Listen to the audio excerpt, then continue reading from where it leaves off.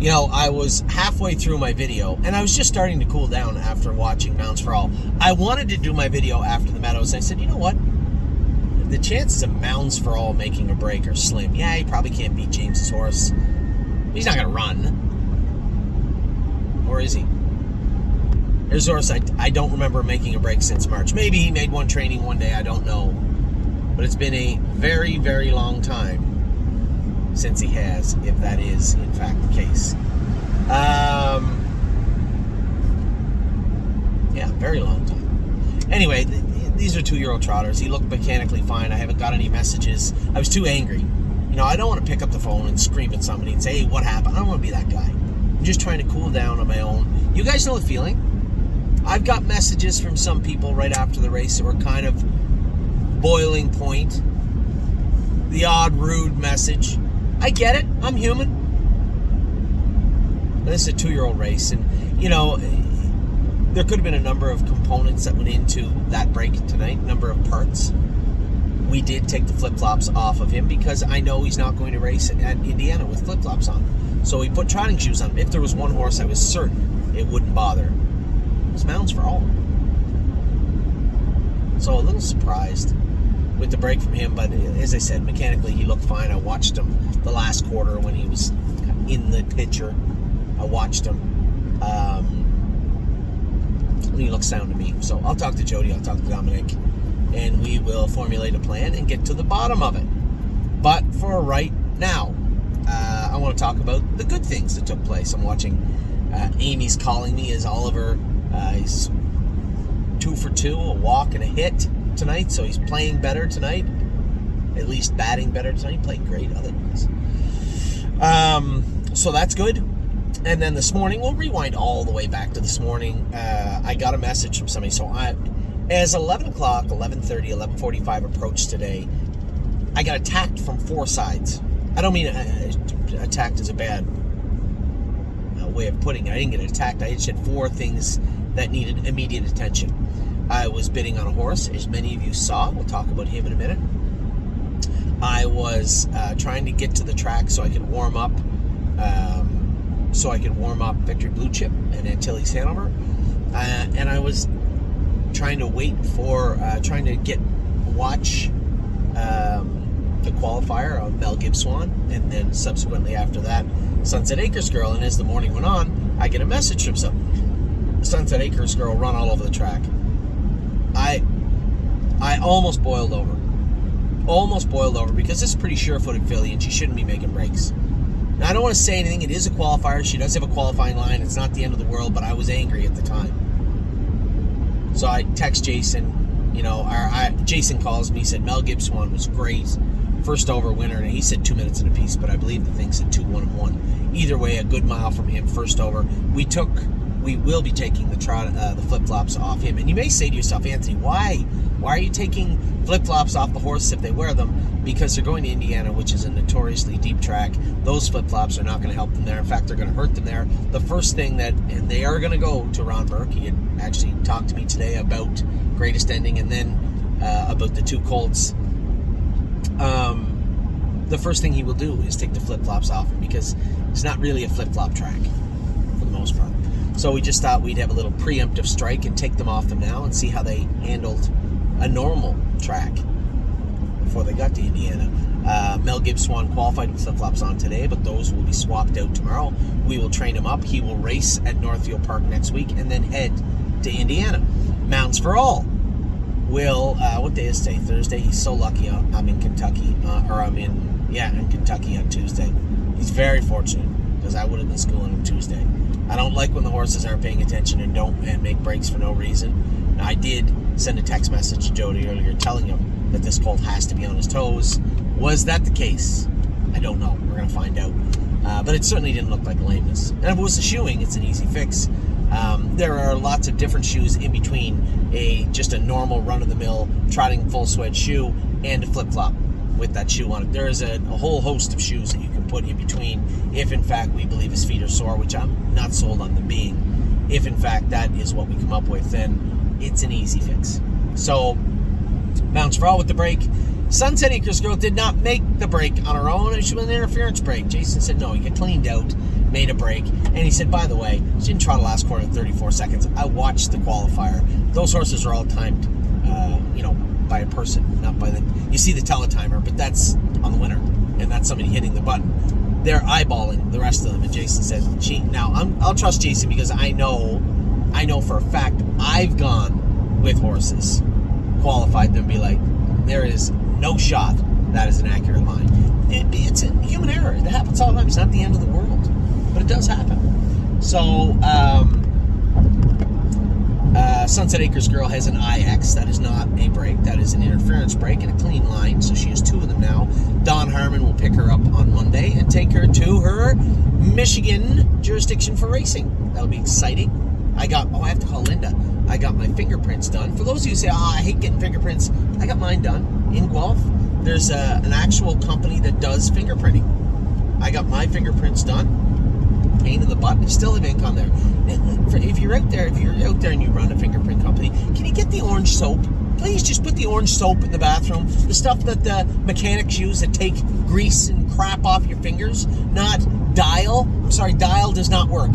I almost scrubbed the fingerprints off my fingers, and there's still ink. Right there. See? Ink. More. Right there. More. Right there. Get the orange soap. For the love of God.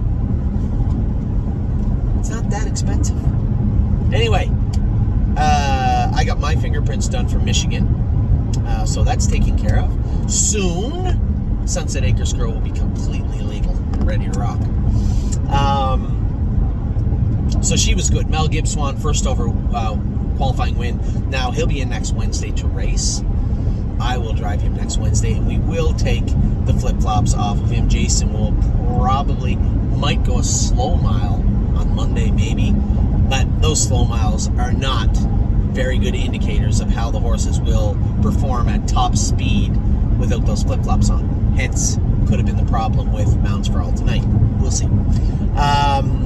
So we had 2 good qualifiers this morning, and then we get to the Meadows. I literally was starting to stress, and you guys know I don't take on a lot of stress, right? I try to usually water off a duck's back, because I only really stress about the stuff I can change, right? The break at Mohawk, I feel bad. I wasn't there. There's nothing I can do about it. I was over here and I was needed here, right? 1 trotter, first lifetime start, does not outweigh 5 horses to race her. 4 of ours here at the Meadows. And so I get there. I'm bidding on Greatest Ending. There's 4 minutes left in the auction as I go out on the track. We are the leading bidders at $109,000. Now, I told the people that had called us. Now, for those of you out there, I've got a few messages. When are the shares going up of this horse? There's not a lot left. And somebody said, well, that's not fair. All the rich people get to own the horse. Now, I made that tone up. That tone in my voice, I made that up. I can't really infer what was meant by that text. But when people come to me and say, hey, Anthony, I'm interested in Greatest Ending. What do you think he's worth? I told everybody, I think he'll bring $180,000. A couple of people said, no, I think you're wrong. He'll bring way less than that. Somebody said he'll bring more than that. Didn't matter whether he brought more or less. That's what I thought he was worth. You asked me a question, I answered it. And I arrived at that quite simply. We were bidding on Ron Burke's horse 2 weeks ago, Sultum or whatever the hell his name was, and he went for $169,000. That horse does not breathe the same air as Greatest Ending. I think he was a bit of an overbuy. I was in a little heavier than I actually thought I should be with that horse, and I bowed out at about 159, 160. I thought he was worth 148 to 52-ish, somewhere around there. Again, that's a buyer's price. I'm not paying seller's prices. There's no reason to. But this, Greatest Ending, totally different horse. Now, as I told all of our clients, don't think that we're going to buy him and rush him into the Graduate. Somebody said, too bad you couldn't get him in the Graduate. I don't care if he ever races in the Graduate ever. I didn't buy him to get his face beat in. I know what he can't do. I want to know what he can do. That horse is funny because I texted my brother Mark, who drove Greatest Ending. I said, how good is this horse? Very easy answer. Very good. My next question. I don't know what I'm doing with him yet. If we buy him, do you want to go drive him in the Gold Cup and Saucer? Now, I know I've heard rumblings that there's another very, very good horse going to the Gold Cup and Saucer. I don't want to ruin it for Charlottetown, because what happens is, if it gets out that there's a really, really good horse going, people don't go. Makes for a crappy race. And I don't even know if Greatest Ending's going. After I'm done talking to my brother Mark, I get a call from Mark Beckwith. Literally less than a minute later. So I know what's going on. Mark Beckwith's interested in the horse also. He's now talked to my brother Mark, asked him the same question I asked him, to which my brother Mark said, you may want to call Anthony, because I think he's bidding on him. Mark Beckwith calls. I pick up the phone now. I've just come off the track with with Victory Blue Chip. I'm waiting to go on the track with Antilles Hanover as all this is going on. Pick up the phone. Mark Beckwith says, I don't mean to be rude, but are you bidding on that horse? If you don't feel comfortable telling me. I said, Mark, no problem. He said, yeah, I'm bidding on him. He goes, well, I don't know what he's worth. I said, it doesn't matter what he's worth. I can tell you what I'm going to. I'm going to 180,000. Now, normally I wouldn't tell anybody that, but I know that Mark Beckwith is not going to bid against me. He's not going to bid against me. He said, I don't think I was going to go that high. I thought maybe 165.70. I said, well, maybe you will. I said, but that was my top bid. I said, honestly, I'm sure you fit some classes. I mean, I'd rather not have to enter him around Patrick the Piranha. But if you thought that there was a spot for him, I don't really have anywhere earmarked for sure. I was thinking of taking him to the Gold Cup, but I don't have anything for certain. He goes, well, he can win 5 races, I think he said. I don't want to get it wrong. It was a lot of races before he even has to get to the Open. He said the horse would fit like a glove here. I said, well, what are we talking about? I'll buy him, you can have him. I'll do you one better. Do you want a piece of him? Because we do have shares available. He said, yeah. Well, let's see how it shakes down. So I go out on the track. Now, I feel bad. I put Tim on the spot. I said, Tim, do me a favor. Just keep bidding until I get in. Now, don't go higher than 180, but what happens is somebody will bid. Then it'll go a minute and 10 seconds, and somebody will bid. And if they're bidding in increments of 1,000 or 2,000, it might take 35 minutes. So I go out, I warm up until he's Hanover. I come in. He set him at 151. I said, all right. We keep bidding. I might have actually been out. No, I didn't. We finish anyway. We get the horse, $172,000. I told all the people that said they wanted to get involved, I thought he might bring 180. Now, I put it as easily as I could to somebody that asked me, how do you price that horse? I said, well, it's a hard horse to price. Well, how do you come up with 180? It's a great question. I used Ron Burke's horse as a reference point, who I thought was maybe, I don't mean to be rude to the people at the bottom, I thought maybe he was an overbuy. Might have paid a little too much, or maybe not, because he's going to get around Yonkers, right? Maybe not. But I use that as a reference. This is a way better horse than that horse. Way, way, way better. And I knew that. But then when I spoke to Ron Burke this afternoon about those two colts and about Greatest Ending, he said, totally different horses. So they paid $169 for that horse. We got ours for $172. It's supposed to be an infinitely better horse. It's not to say it will be. I don't know. But that was the inference I got from Ron Burke, who had the other horse and races against Greatest Ending. So I said, if we would have paid $149 to $150 for him, this horse would probably be worth $180. And I said, further to that point, all the horses he's racing against are not for sale. And if by chance one of them was, you can be sure it's not $180,000. I can guarantee you that. I'm well aware he was a long shot that towed along and finished 4th in the Graduate. That's not lost on me. And he probably doesn't belong in that class. That also is not lost on me. But what he's done, what he's doing, what he can do in the future, the sky's the limit. He's got bad feet and he ties up. I knew that in the jug last year. I knew that at the Meadows when Mark drove him, when Dave Pallone drove him. He had bad feet, and he tied up. That's the scouting report on Greatest Ending. It always has been. And he hits a bike. He wears a big, giant bike. I know that because every time I see him on the track, I always say to myself, my God, that's a big bike. Anyway, we bought Greatest Ending. It's the most expensive horse we ever bought. No, he's not, is he? It's the most expensive racehorse we've ever bought. But it should be a lot of fun. Now, there will be a few shares up.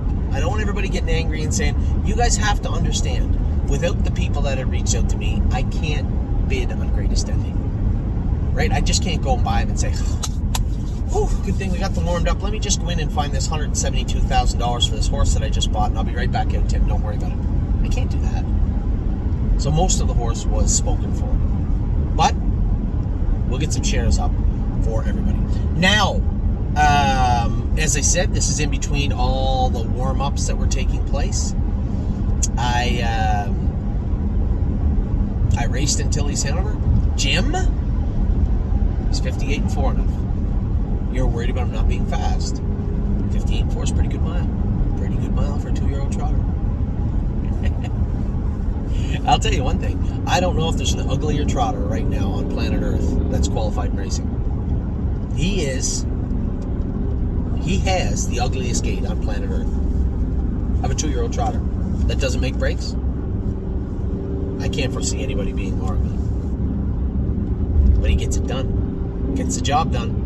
When you look down at him, if you go a quarter in 35 seconds with him and look down, there would be a better than good chance you would wager he will never trot. This horse will not race without hitting himself everywhere and making breaks. And the beauty of it is, we talk about, putting a shim on a horse or lowering their degrees or making these minor shoeing changes. He misses his knees by that much. He brushes a shin. He hits behind. He hits the wheel of the bike.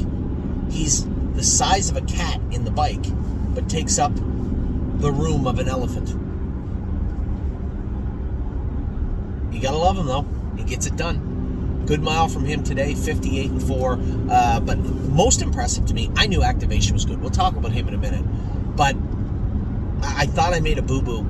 I fell into the trap. I don't go with that Victory Blue Chip that much. When I warmed him up, he was running in a bit. He didn't need the head pull on the left and the Murphy blind on the right. He didn't need that. But he does. He did. He used to pull up all the time in the turn. All the time. When Dave Pallone made that 3-wide move, I was talking to Jason, he said, I thought he was going to pull up for sure. Because he just kind of wander out and slow down. It's just being stupid, not paying attention. He's done it a million times. I took that Murphy blind off, and it never dawned on me until I looked over my right shoulder and saw Victory Blue Chip coming. Oh my God, I took that Murphy blind off. I hope he behaves. And I asked Dave, he did kind of wander down the lane, but he said he was coming to the leader. He said, no, he's a nice horse. I like this horse a lot. Which is good. We knew there was something in there. He's such a big colt. It was just going to take time to find it. And today was a good start. Second and 58. Just raced great. 3 wide in the last turn. That's tough to do for a 2-year-old trotter at the Meadows. He raced very, very good. And Antilles Hanover raced good. Now, it was funny. We were about to go on the track with Activation. I warmed him up. Made a few little changes. And I said to Tim, this is a better horse than he shows. I wanted to take him to Kentucky. Remember? I trained him in 2-3 like a month ago. And there was a little bit of blood in his throat. He was sick. He had pimples. He had redness. But there was a little bit of blood in his throat. So I didn't take him to Kentucky. Not going to go down to the Devil's Armpit with a horse that already showed a little trickle and hope that he doesn't bleed. No, I'm not going to do that. We gave him a nice, easy 2 weeks.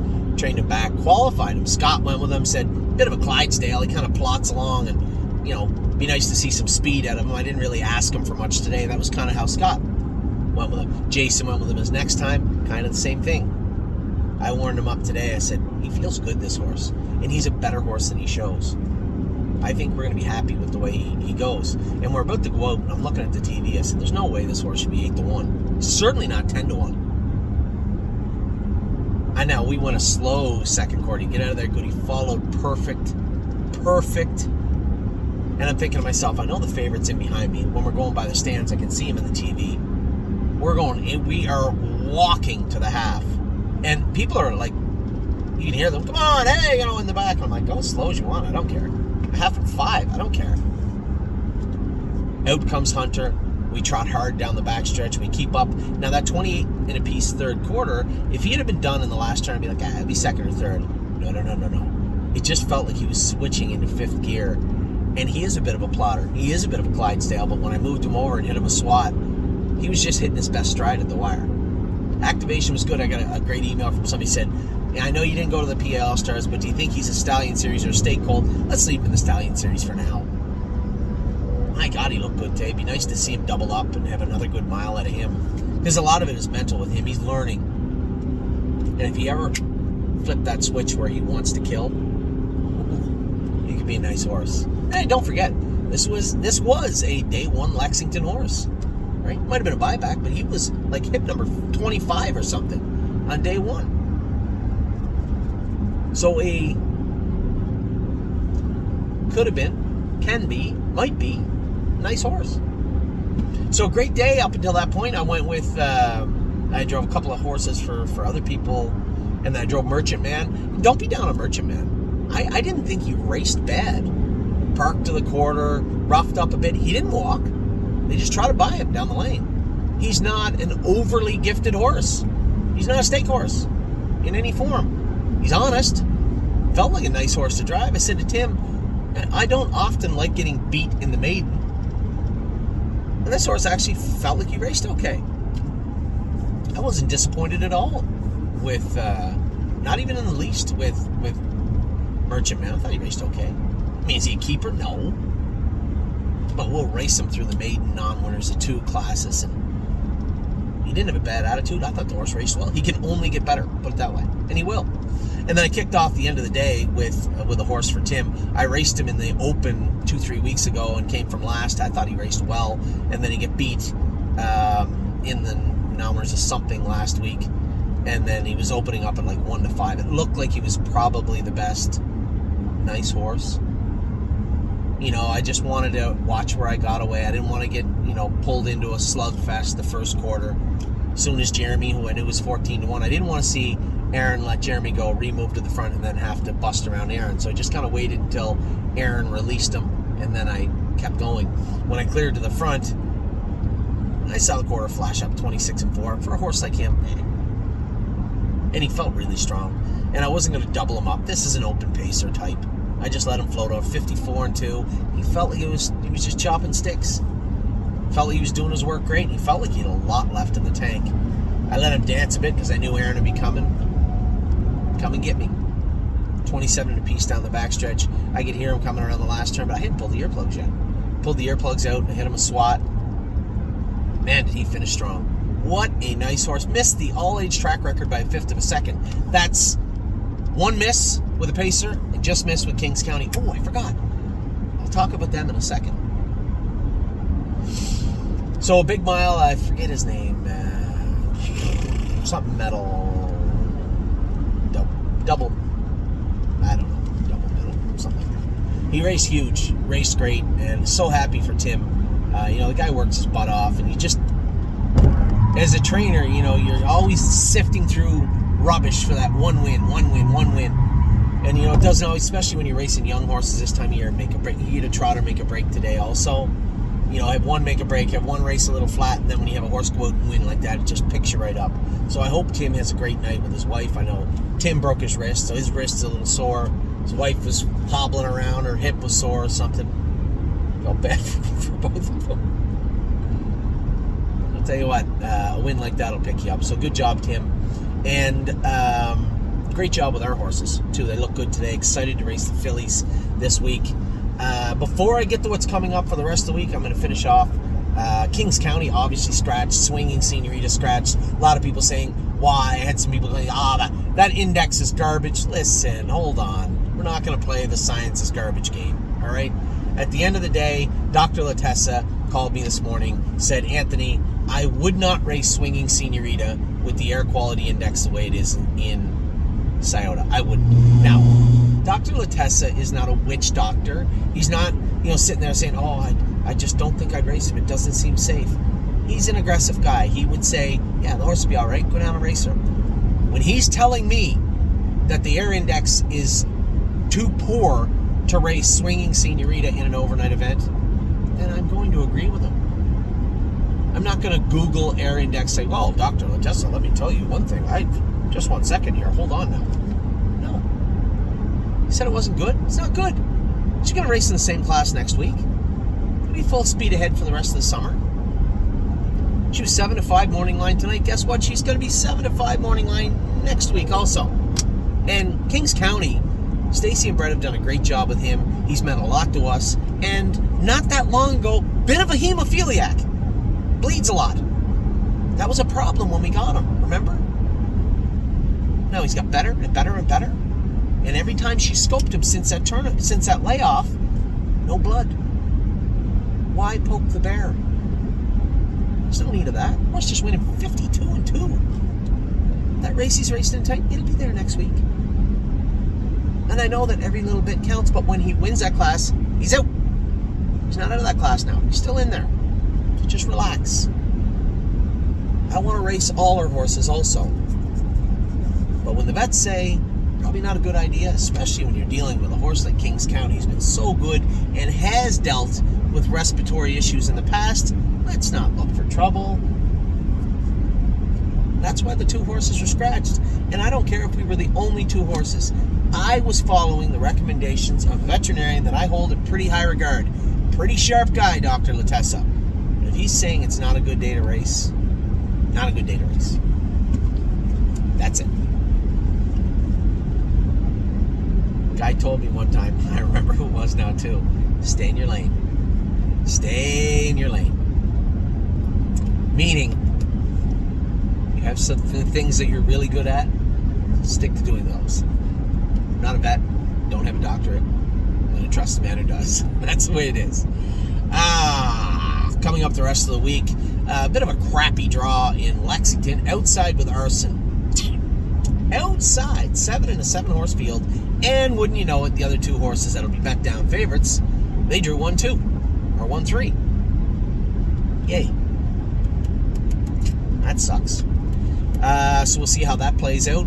Militant 6 hole outside in a 6-horse field. Or not Militant, he drew 5. Pickpocket drew 6, a 6-horse field. And the other favorite drew the rail. I didn't know any better. I think they were out to get us. Now, the only problem I have is Steel Cowboy drew in the later race. Eric made a good point. I was just going to take myself off him because I'm going to miss my flight.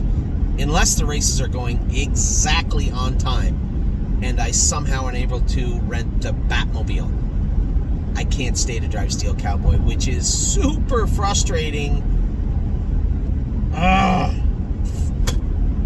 I found out who the underbidder was on Steel Cowboy. Andy Miller. He loved the horse. You know what? We'll see how much he loves him, because he may have to drive him on Tuesday. He may have to drive him out of the 8-hole on Tuesday. So we'll see how much he really wanted him here come Tuesday. So that is all the horses. That's them and then to go. The 3 horses were in Poconos. Megan did tell me that Memory and Imagination was a little pacey today. Now, here's the kicker. Memory and Imagination wore a lot of weight all winter, but at the end of it, and in Scotty's qualifier, he was almost up into his elbows. I said, this horse is sound. Just take all that off him. Just put trotting swedges on him. He'll be fine. Now, Joey warmed him up the other day and said he didn't warm up good, but when I went out and trained him, best I've ever seen him, and super strong. Like, very strong. Megan trained him today, said he was kind of pacey. There's Dominic right there. Kind of pacey today. I don't like hearing that. She had the Vec wall over him. The Vec couldn't find anything. I said, listen, he'll wear weight. If you want to put the weight on, take a set of toe weights and a couple pairs of bell boots to the Poconos. If you don't like how he warms up, just put it on him. We'll worry about the rest of the stuff after. Just get him around and get him on the trot. He'll wear the weight. Didn't need it the other day, but you know what? We talk about surfaces also. And she said, well, in fairness, the Poconos really soft. Really forgiving surface. Maybe the farm track. Maybe you just didn't like the farm track. You guys saw how Really Don't Care looked in comparison to Northfield to Buffalo. totally different horse almost. So it's a good point, Megan. She could be right. Other two horses train good. Scioto, horses train good. I got to do the math. My buddy Marvin messaged me and said, Anthony, I don't know if you can make it from the Meadows to Scioto. Maybe you're right. I just thought it was a slam dunk. I never really looked that close. I'm going to do that right now. So that is what's going on right now. Obviously, we have, oh man. So, quickly, when you qualify horses, if you don't have the Coggins done, sometimes you don't, or sometimes they're up, they're expired. You have to get new Coggins or you're not allowed to qualify, but they will give you one free qualifier. Winter Bells qualified last week. Amy had asked Angelica to do some, and she asked Dr. Grosenbacher to do some, and I think that Dr. Grosenbacher thought that Angelica was going to do them, and Angelica thought Dr. Grosenbacher was going to do the papers of Winter Bells. They weren't done. So I've spent the last 40 minutes talking to Doyle Shipping, Lexington Sales Company, everybody trying to get the Coggins that I looked online. They're still good. But where are they? So I've been looking around trying to find them. I think we've rectified it, so she is going to qualify tomorrow. If you'd asked me an hour ago, Winter Bells may not qualify tomorrow, but I think she will now. So I'm going to be home tomorrow, qualify some horses. James will go with her, I believe, unless he has to go with something else. But for right now, everybody's slated to qualify, everybody's slated to race. The only horses that we have any issues with was the Air Index in Southern Ohio. And even if I don't see it, I thought there was smoke in the air at the Meadows, but my eyes didn't burn, my nose didn't get stuffed up, I didn't get an itchy throat, I didn't cough, I didn't sneeze. I felt fine. Tim's horse went at 48. He clearly felt fine. I really thought Merchant Man went a little slow because of the smoke. And then went right out 2 races later and almost set the track record. Yeah, whatever. Anyway, it was a pretty good day top to bottom. I see Jody has texted me, and I see that Dominic has called me. So I'll get to the bottom of Mounds for All, but I wouldn't worry about that for my partners at Mounds for All. An unfortunate break, we will rectify. So tomorrow's a new day. We have horses qualifying, and then Ollie plays tomorrow night. Can't wait to see him play. He's playing right now. He had a rough game batting last night, but I told him I love watching him play, but you never want to see him upset. He was upset with himself batting. I'm glad that he was 2 for 2 so far tonight. And I'm glad that he was 2 for 2 so far tonight, and happy to see him play tomorrow. So with that, I'm going to let you guys go. I will talk to you soon. I will work out the math on the greatest ending stuff. We will have some shares up for sale for everybody. Please pay attention, because there is not a lot to go around. So take care. I hope you had a wonderful day. I will talk to you all tomorrow. Adios.